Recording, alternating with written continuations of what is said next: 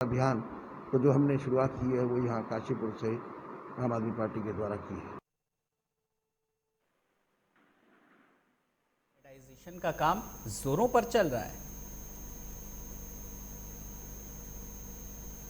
वहीं काशीपुर में कोरोना संक्रमण के दौरान गंभीर मरीजों को बेहतर इलाज मुहैया कराने के लिए शासन प्रशासन ने क्षेत्र के कई निजी अस्पतालों को कोविड इलाज करने की अनुमति प्रदान की। वहीं एक निजी अस्पताल पर स्वास्थ्य व पुलिस विभाग ने संयुक्त रूप से अस्पताल में 15 दिन बिल डाटा देकर जांच कर रही है। सीओ अक्षय प्रहलाद ने कहा कि एक शिकायत मिलने पर निजी अस्पताल जांच की जा रही है। निजी अस्पताल के संचालक डॉक्टर विकास गहलोत ने कहा कि हमारे अस्पताल को आयुष्मान कार्ड से इलाज की परमिशन 15 तारीख को मिली थी। उन्होंने बताया कि जो 7 लाख बिल लेने का आरोप है वो निराधार है। अस्पताल द्वारा 4 लाख का बिल लिया गया है।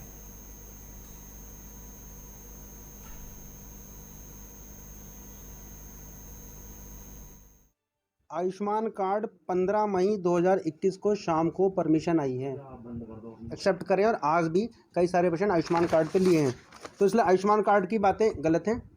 दूसरा, कोविड की बॉडी सरकारी नियमों के तहत मरीज के परिजनों को देने से मना कर दिया, जिसकी वजह से व्यक्ति विशेष द्वारा यह माहौल बना दिया गया कि पैसे न देने के कारण लाश को हैंडओवर नहीं किया गया, जबकि ये बात पूर्णतः निरस्त है। इसने आके मुद्दा रख लिया था कि डेड बॉडी हमें दीजिए। उसमें पुलिस प्रशासन को भी हमने इन्वॉल्व किया था उस दिन रात को कि डेड बॉडी कोविड के नहीं दे सकते, तो व्यक्ति विशेष द्वारा स्थिति तनावपूर्ण बना के बॉडी को जबरन लेने की कोशिश भी की गई थी कि बॉडी हमें, जब बॉडी उनको हैंडओवर नहीं मिल पाई पुलिस प्रशासन के द्वारा, तब उन लोगों ने सोशल मीडिया में उल्टा सीधा लिखना शुरू कर दिया था। अभी तक तो जांच ही चल रही है, तो ये मतलब आगे चल के इसमें पता चलेगा कि बिलिंग जो हुई है उसके का हमने आधार लिया है।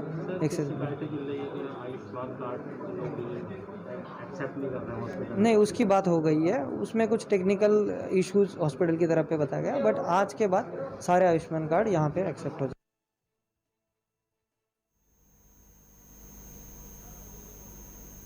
तो स्वास्थ्य विभाग ने शुरू की जांच और हर स्तर पर ये जांच की जा रही है। तो लगातार अब ग्रामीण इलाकों में भी खास फोकस है कि किस तरीके से जो कोरोना संक्रमण को बढ़ने से रोकना है।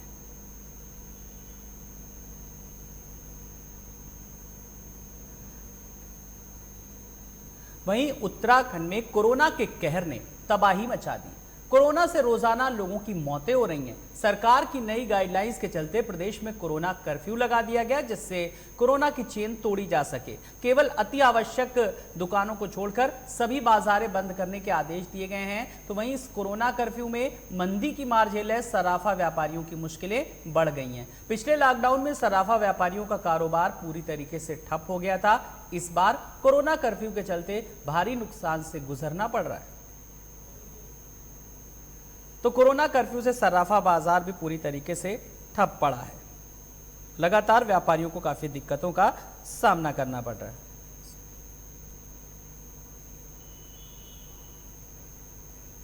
सराफा व्यापार में इस बार जो है बहुत ज़्यादा प्रभाव पड़ा है। एक तो यह है कि पिछली बार का जो लॉकडाउन लगा था उसी से भी सराफा व्यापारी उभर नहीं पाए थे, और एकदम से फिर अचानक से लॉकडाउन की घोषणा हो गई। और सबसे बड़ी दिक्कत ये आ रही है कि जो हमारे कारीगर थे वो सब बाहर से आते हैं, कुछ बंगाल से आते हैं और कुछ महाराष्ट्र से आते हैं। वो तो लॉकडाउन लगने की वजह से वो बेचारे फंस ना जाए, इसलिए वो पहले ही चले गए हैं। अच्छा, हमारे सामने ये भी दिक्कत आ रही है कि हम लोगों के ऑर्डर्स कैसे पूरे करें।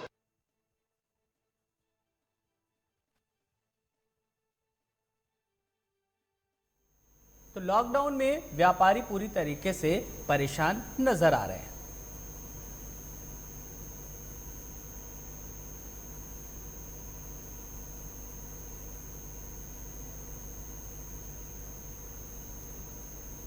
वहीं चमोली जिले के कर्णप्रयाग विकास खंड के मूल रूप से नौटी गांव के अमेरिका में रह रहे दीपक नौटियाल, उनकी बेटी ईशानी नौटियाल और संजना रतूड़ी ने कोरोना से बचाव के लिए दवाएं और उपकरण भिजवाए। इनका वितरण उन्होंने अपने गांव नौटी में मुफ्त कराया। साथ ही नौटी अस्पताल के अलावा 5 अन्य अस्पतालों को एक ऑक्सीजन कंसंट्रेटर भी उपलब्ध कराया। नौटी गांव निवासी दीपक नौटियाल ने अपनी स्वर्गीय पत्नी की आत्मा की शांति के लिए कोरोना महामारी से जूझ रहे ग्रामीणों को ऑक्सीमीटर, थर्मामीटर व नौटी अस्पताल कर ऑक्सीजन प्रदान किए। तो लगातार जिस तरीके से इस कोरोना काल में बढ़ चढ़कर लोग जरूरतमंदों की मदद कर रहे हैं, अपने अपने हिसाब से आगे बढ़ेंगे। कोरोना संक्रमण की रोकथाम और सुझाव को लेकर जिलाधिकारी इवा आशीष श्रीवास्तव 17 से 21 मई तक जिले भर के ग्राम प्रधानों के साथ गूगल मीट से वर्चुअली मीटिंग करेंगी। उन्होंने कहा कि ग्रामीण क्षेत्रों में बढ़ते कोरोना संक्रमण को नियंत्रित करने के लिए ग्राम प्रधानों की सबसे अहम भूमिका है। उन्होंने सभी बीडीओ को निर्देश दिए हैं कि इस संबंध में ग्राम प्रधानों को दिन और समय की सूचना उपलब्ध कराएं। जिलाधिकारी ने बताया कि वर्तमान में कोरोना संक्रमण के मामलों में वृद्धि हो रही है। ग्रामीण क्षेत्रों में भी कोरोना केस मिल रहे हैं, जिसके चलते गांव स्तर पर संक्रमण को रोकने के लिए ग्राम प्रधानों के सुझाव और अन्य जानकारी साझा करने के लिए वर्चुअल माध्यम से बात करेंगी। वहीं बताया कि 17 मई को बेलंगाना ब्लॉक के ग्राम प्रधानों से गूगल मीट से वार्ता भी की, जिसका काफी अच्छा रिस्पॉन्स रहा। आज घनसाली भिलंगना जो ब्लॉक है वहाँ के माननीय प्रधानगण जो हैं उनसे बात की गई वीसी के माध्यम से। तो इसमें काफ़ी जो प्रधानगण थे वो जुड़े हुए थे और जो प्रतिनिधि होते हैं इनके एसोसिएशन के अध्यक्ष और ये सभी जुड़े हुए थे। तो बहुत ही महत्वपूर्ण बातें सामने आई। उनके कई जो जेन्युइन इश्यूज हैं कि क्वारंटीन जो सेंटर्स बने हुए हैं उनमें कुछ व्यवस्थाएं की जानी है जिसमें हमारा भी सहयोग चाहिए। तो वो सब भी पॉइंट आया सामने, उनके वैक्सीनेशन से जुड़े आए। तो सभी की समस्या का जो भी कार्रवाई हमारे स्तर से की जा रही है वो उनको बता करके निवारण किया गया। और इस प्रकार ये बैठक बहुत ही अच्छी रही, क्योंकि ग्रास रूट से जुड़े ये लोग रहते हैं और हमें फील्ड का फीडबैक इनसे मिलना बहुत ज़्यादा ज़रूरी रहता है। तो ये जो संवाद आज कायम हुआ ये मुझे लगता है जनपद की काफ़ी बेहतरी के लिए।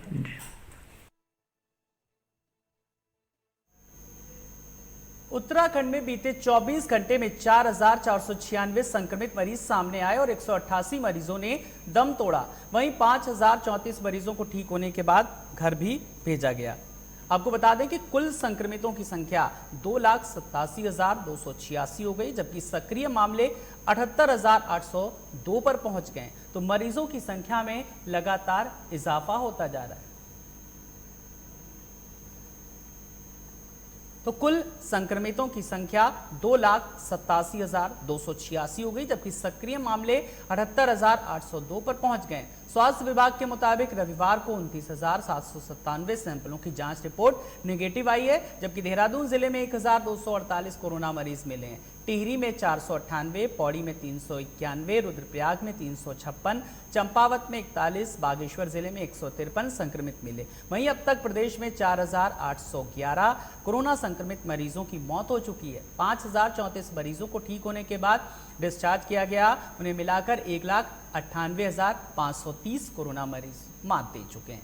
वहीं सैंपल जांच के आधार पर संक्रमण की दर 6.74% दर्ज की गई है।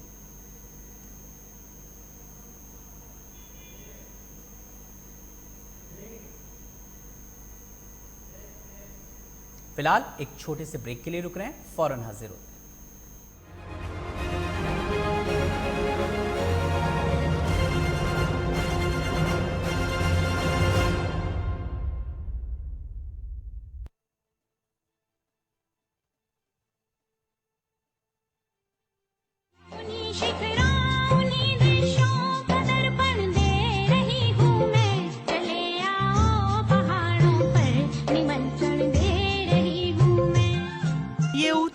पर्वत की नदियों की कलकल जहां, देवों की भूमि गंगा की पावन धरा है वहां। केदार में बसते शिव, बद्री में विष्णु का बसेरा। हेमकुंड साहिब की श्रद्धा भक्तों को खींच लाती है यहाँ। हर मील पर बदलती है भाषा, हर रूप है सुंदरता की नई परिभाषा। उत्तराखंड दीदार है हर शख्स की अभिलाषा। मौली की सुंदरता से लेकर जिम कॉर्बेट के रोमांचक सफर तक, हर खबर के लिए देखिए उत्तराखंड लाइव। सुबह 9 बजे, दोपहर 2 बजे और शाम 6 बजे सिर्फ लाइव टुडे पर। बॉलीवुड की हर खबर, फिल्मी सितारों का सफर, कंट्रोवर्सी से लेकर गॉसिप तक, लिंकअप से लेकर ब्रेकअप तक, देखिए हर हलचल बॉलीवुड तड़का में हर रोज दोपहर 12:30 बजे सिर्फ लाइव टुडे पर।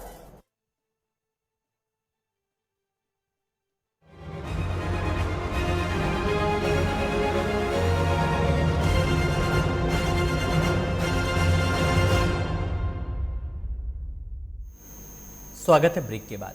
मसूरी के एक होटल के सभागार में आयोजित प्रेस वार्ता में कांग्रेस के पूर्व विधायक राजकुमार ने भाजपा सरकार पर कोरोना काल में हीला हवाली का आरोप लगाया। उन्होंने कहा कि मसूरी एक पर्यटक स्थल है और यहां पर स्वास्थ्य सुविधाएं और बेहतर होनी चाहिए थी, लेकिन मसूरी नहीं आज पूरे प्रदेश में स्वास्थ्य व्यवस्था चरमरा गई है। प्रदेश की जनता ऑक्सीजन और अन्य उपकरणों के लिए दर दर भटकने को मजबूर है और ऑक्सीजन की कमी से कई लोगों की मौत हो चुकी है। इसके बावजूद भी सरकार इससे निपटने में नाकाम रही है। उन्होंने आरोप लगाया कि मसूरी विधायक और कैबिनेट मंत्री सामान वितरण में भी भेदभावपूर्ण रवैया अपना रहे हैं। हमारे कैबिनेट या मंत्री से ये भी मांग करता हूँ कि मसूरी एक पर्यटन स्थल है, हम यहाँ पर सिर्फ या पर्यटन पे ही निर्भर करते हैं। आपसे मैं यह मांग करता हूँ कि हमें या पर्यटन पे एक विशेष पैकेज दिया जाए, जिससे 2 साल से जो हमारा रोजगार, हमारा काम बिल्कुल चौपट हो गया है, उसको थोड़ी अब मदद मिले। साथ ही में मैं बार बार उनसे आग्रह कर रहा हूँ, इस बार उनसे मांग करता हूँ कि बिजली और पानी का बिल में हमें कटौती, हमें रिबेट दी जाए, हमसे उतना ही बिल लिया जाए जितना हम लोग उपयोग करें। प्रथम चरण में जब कोविड आया हम सभी लड़े उससे, और माननीय प्रधानमंत्री जी ने, माननीय मुख्यमंत्री जी ने कहा कि ये कोविड ख़त्म हो गया है, तालियां बजाओ, मोमबत्तियां जलाओ, कोविड ख़त्म है। लोग लड़े और इससे फतेह पाई, लेकिन सरकार सोती रही। पिछले 1-1.25 साल से उसने ये नहीं देखा कि दूसरा चरण भी आएगा, और पूरे वर्ल्ड में दूसरा चरण चल रहा था, लेकिन हम लोग सोते रहे। हम पे फंड्स की कमी नहीं थी, हम पे कोई जगहों की कमी नहीं थी, हमें हॉस्पिटल्स की कमी नहीं थी, लेकिन हॉस्पिटल को सुचारू करने के लिए, वहाँ स्टाफ रखने के लिए, वहाँ दवाई रखने के लिए, वहाँ वेंटिलेटर लगाने के लिए, वहाँ आईसीयू की व्यवस्था करने के लिए, फानन में जब दूसरा चरण आया, आज वो भाग दौड़ करके कि आज बेड लगा दिए, वो बेड नहीं लग पा रहे। 150 बेड के उद्घाटन कर रहे हैं, 30 बेड नहीं लग पा रहे हैं, आईसीयू बेड नहीं लग पा रहे, ऑक्सीजन बेड नहीं लग पा रहे।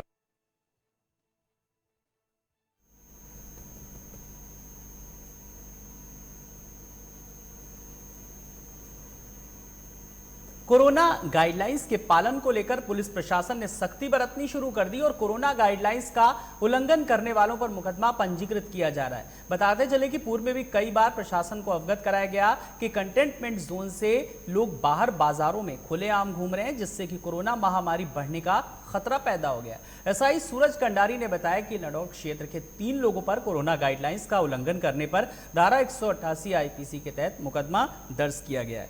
साथ ही आपको बता दें कि बेवजह बाजारों में घूमा जाएगा तो उसके खिलाफ मुकदमा पंजीकृत किया जाएगा। देखिए, वर्तमान में जो कोविड कर्फ्यू चल रहा है और कोविड कर्फ्यू को लेकर जो शासन द्वारा जो भी गाइडलाइन आई हैं, इनका स्ट्रिक्टली इनको पालन कराया जा रहा है, और जो कोई भी इनका उल्लंघन कर रहे हैं उन पे नियमानुसार अभियोग पंजीकृत कर कार्रवाई की जा रही है। अभी कल भी उल्लंघन करने वालों पे धारा 188 आईपीसी और आपदा प्रबंधन अधिनियम के अंतर्गत अभियोग पंजीकृत किया गया है। इनमें कौन कौन है? हाँ जी, इनमें कौन कौन है? इनमें लंढौर निवासी हैं 2-3 लोग जी। आगे भी ऐसे ही चलता रहेगा, लोग नियमों का पालन ना करते रहे? जी, ये जो कोरोना कर्फ्यू के जो शासन की तरफ से जो भी गाइडलाइन है उनका लगातार पालन कराया जा रहा है और आगे भी कराया जाता रहेगा।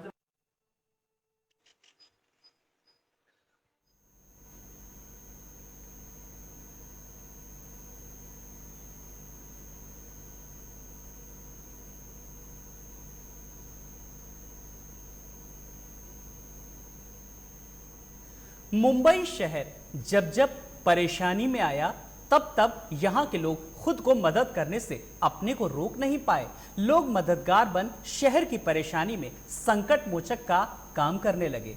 कोरोना काल में ऐसे ही संकट मोचक बनकर आए कल्याण जी जाना, जो Dadasaheb Phalke icon award films organisation के माध्यम से हर रोज निशुल्क भंडारे का आयोजन आदर्श नगर सिग्नल के पास ओशिवारा पुलिस चौकी के बाजू में अंधेरी वेस्ट मुंबई में कर रहे हैं। जिनका मकसद जरूरतमंदों को मदद पहुंचाना है। खासकर फिल्म लाइन के वो तमाम संघर्ष कर रहे कलाकार और टेक्नीशियन टीम के लिए। इसके अलावा इस लॉकडाउन में वो तमाम कलाकार जो स्ट्रगल कर रहे हैं इस मुंबई शहर में, जैसे struggle actor, lightman, squad boy, makeup man, इन सभी को इस संस्था की तरफ से घर घर जाकर अनाज दिया जा रहा है। आपको बता दें कि DPIAF ऑर्गेनाइजेशन हिंदुस्तान का पहला ऑर्गेनाइजेशन है जो फिल्म लाइन के जन्मदाता श्री दादा साहेब फाल्के जी के नाम से है। इस ऑर्गेनाइजेशन के फाउंडर एंड चेयरमैन हैं कल्याण जी जाना, ग्लोबल चेयरमैन जाना का national president Bheru Jain, legal advisor advocate Shailesh Dubey, brand ambassador doctor Ajay सहाय,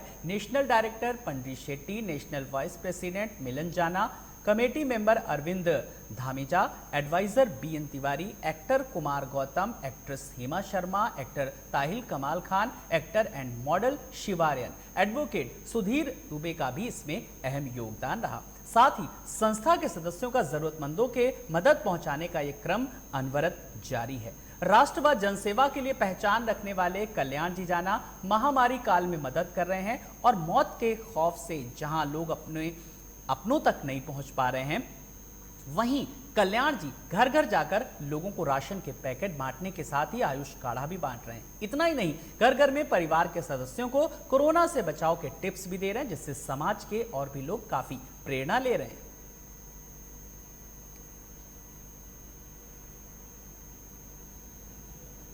आगे बढ़ेंगे। कोविड-19 का वायरस फेफड़ों को निशाना बनाता है। आपको अपने फेफड़ों के स्वास्थ्य के प्रति सचेत रहने की जरूरत है। WHO ने हाल ही में कोविड-19 से उबर रहे मरीजों के लिए गाइडलाइंस जारी की हैं ताकि वो सांस लेने में हो रही तकलीफ से आसानी से निपट सकें। इसी बीच यूपी के एटा के डॉक्टर शैलेंद्र जैन ने 72 घंटे में कोरोना के मरीज को ठीक करने का दावा किया। MBBS डॉक्टर शैलेंद्र जैन इस थेरेपी के ट्रायल के लिए स्वास्थ्य मंत्रालय को एक पत्र भी लिखा है। जरा देखिए आप भी इस वीडियो को और लाभ उठाइए इस तकनीक का।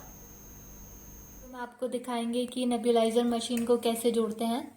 ये एक नेबुलाइजर मशीन है और इससे कनेक्ट करते हुए एक पाइप है जिसको आपको चैम्बर से कनेक्ट करना है इस तरीके से। उसके बाद जो मास्क है उसको चैम्बर से कनेक्ट कर दीजिए।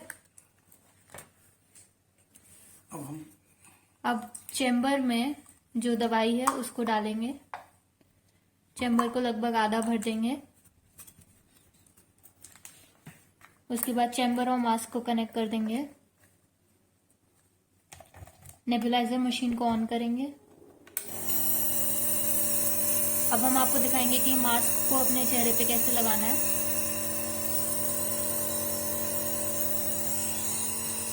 इस तरह मास्क को चेहरे पे लगा लीजिए और गहरी गहरी सांस लीजिए।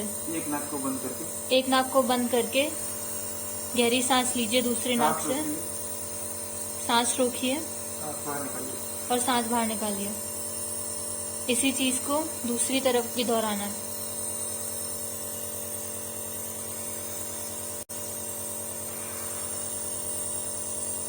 ऐसा लगभग 7 से 8 मिनट तक करिए। 5 मिनट तक करना है। 5 मिनट तक करना है। हर आधे घंटे पर करना होता है। हर आधे घंटे पर करना होता है। सोने पर कुछ नहीं करना होता। सोने पे कुछ नहीं करना होता। सोने पे कुछ नहीं करना होता। Thank you for watching this video.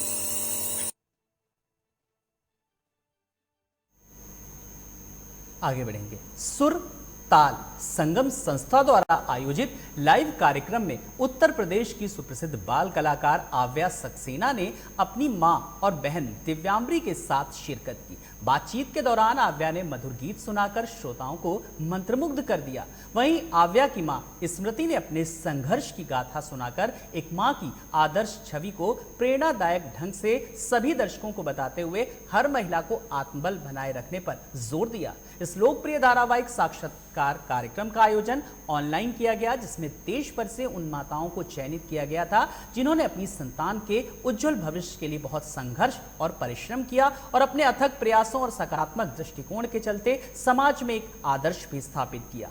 हर साल मई माह के दूसरे रविवार को अंतर्राष्ट्रीय मातृ दिवस समारोह का आयोजन किया जाता है, जिसमें प्रेरणादायक किरदार के रूप में कला जगत के सुस्थापित बाल कलाकारों और उनकी माओं के जीवन संघर्ष की कहानी सुनकर समाज के सभी वर्गों के परिवारों में जागरूकता और उत्साह जाग रहा है। संस्था का मुख्य उद्देश्य भी कुछ ऐसा ही है कार्यक्रम का कुशल संचालन संस्था की डायरेक्टर अंतर्राष्ट्रीय ख्याति प्राप्त कलाकार जया श्रीवास्तव ने अपने रोचक अंदाज में करते हुए कार्यक्रम में जीवंतता को बनाए रखा। इस धारावाहिक साक्षात्कार को 7 एपिसोड में तैयार किया गया, जिसमें देश भर के विभिन्न मध्यम वर्गीय परिवारों के जाने माने कलाकार रूबल जैन, अदिति जायसवाल, स्वरा त्रिपाठी, इप्सिता अरोड़ा, विभू वाजपेयी, वैष्णवी शर्मा, अंकिता वाजपेयी, एंजल सहर, अंशिका त्यागी, बानी चावला, श्रेया बासु, वान्या सिंह आदि ने अपनी माओं के साथ मनोरंजक साक्षात्कार का आनंद लिया। बताते चलें कि सुर ताल संगम संस्था द्वारा इन सभी माओं को श्रेष्ठ संदर्शिका के खिताब और प्रशस्ति पत्र प्रदान करके उन्हें सम्मानित और समाज की अन्य महिलाओं को प्रेरित किया जाएगा। तो माताओं के जीवन संघर्ष की कहानी, जिसमें स्मृति सक्सेना की बात करें तो साफ तौर पर जो एक प्रशासनिक अधिकारी हैं, उनसे तमाम लोगों ने प्रेरणा ली।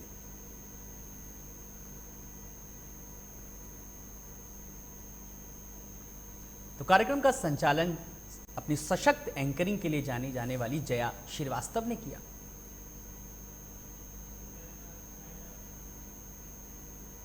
तो इन्हीं खबरों के साथ इस बुलेटिन में इतना ही। नमस्कार।